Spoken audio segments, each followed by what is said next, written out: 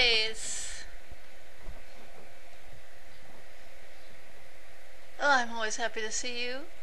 Are you happy to see me? I'm so happy. It's so funny. I've had really some interesting times here. Really interesting. Oh boy, where do I start? Well, I just uploaded my video for Oprah's show thing, that OWN network, and now I want to do a different one, a totally different one. Because yesterday I worked maybe, I don't know, 15 or 18 hours on this 3-minute video.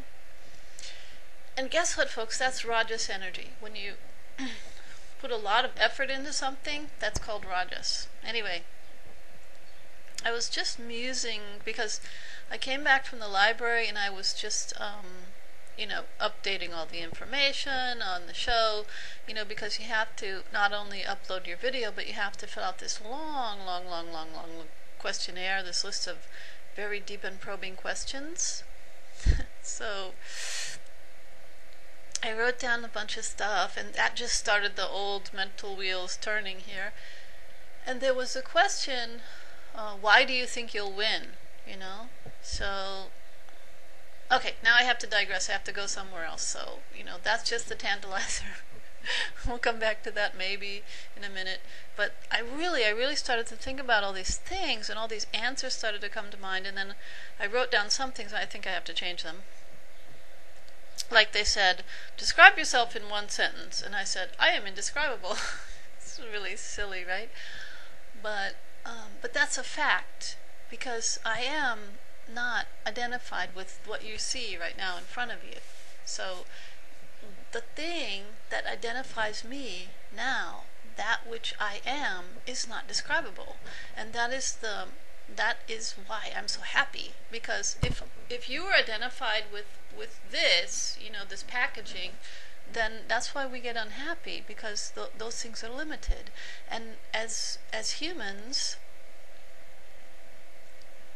as the soul in the human body, we have that heritage, that knowledge, that deep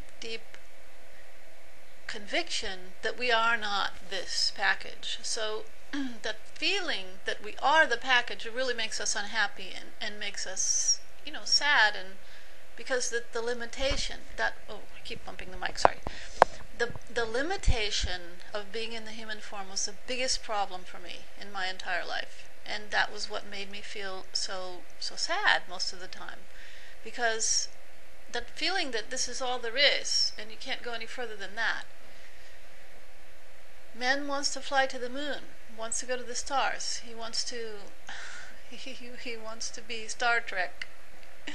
He wants to explore the universe. He wants to be what he is in the core of his being, which is illimitable, all-knowing, all-powerful, immutable, unknowable. That's what we are. So I answered that question. So now I go drone on and on and on for minutes about this. Now I have to change the question. I'm going to change the answer to that, because whoever's going to read it is going to go, this person's out of their mind, which is also true. So, okay, what else was I going to say? One of the questions was about, there were questions about how do you react to success, how do you react to failure, and all of these questions, they're all based on this model, this Darwinian competition model, this Darwinian survival of the fittest reality TV thing. And that brought me around to thinking about, I saw this reality TV, because reality shows are all the rage, and reality TV is actually the cheapest TV, I think, probably for them to make, because you don't have to pay any big stars. You can just throw a bunch of kids together in a room and tell them that only one person's going to win, and then just watch them go at each other's throats, and that's real fun. And you don't have to pay much for that. You just, what does that involve? The lodging, their food, and a plane ticket, right? So, it's pretty cheap for the producers to do that, and it's a lot of fun. And as my mom always said, truth is stranger than fiction. So here are these guys who are going at each other's throats, and a thing that was really interesting for me, because I have really not watched TV in my life. I mean, there was a thing that like wanted me to watch TV, and I was like, ugh, I wanted to watch, but my mom discouraged us from doing that. And while I was young, so I never really got into the habit. And then when I got older, I didn't have a TV. I didn't have time for TV. So, but actually, in the last 3 weeks, I started to watch TV. Just, I don't know, maybe it wasn't out of boredom, but there was some desire in me to see something in the world. Because, okay, maybe it was something remotely like, well, being cut off socially, okay? Because I don't have a job right now, so I don't go out and see people every day. So basically I'm involved with my own stuff every day, so that social isolation caused me to open the channel and just see what's going on in the world. So what do I find? I find this TV show, it's a reality-based TV show, which means that, and this is really not reality, folks. This is what this is what they want you to think reality is, because this is what shores up the remnants of our totally disintegrating economy.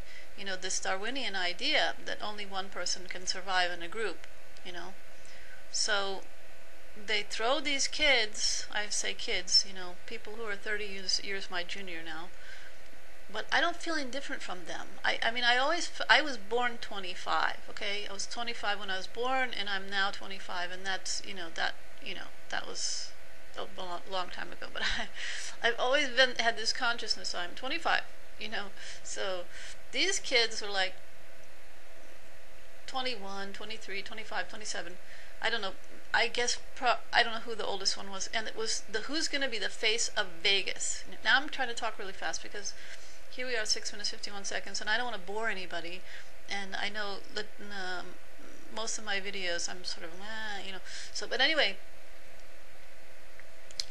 the face of Vegas, okay? So, but the people who have conceived this television show and who are judging the contestants and, digging up the ideas and coming up with all of the stuff, what they've decided is that they want to find the most beautiful face, but they also want inner beauty, okay? So, but their method of finding inner beauty is a little strange.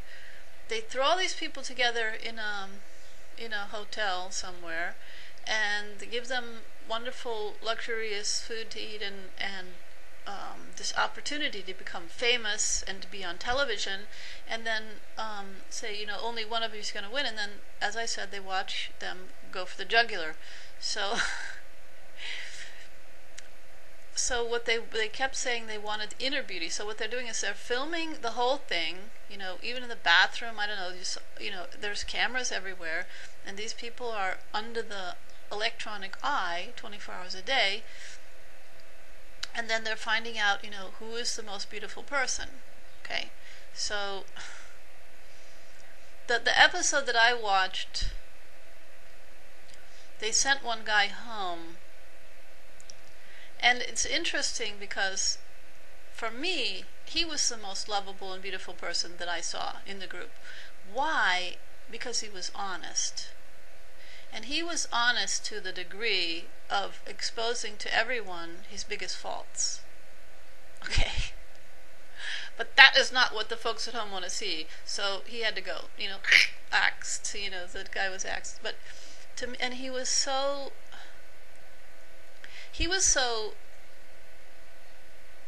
not humble in a way, but his not humble was so genuine that I almost want to compare it to humility. He was egoistic in the most humble way, in the most wonderful and endearing way.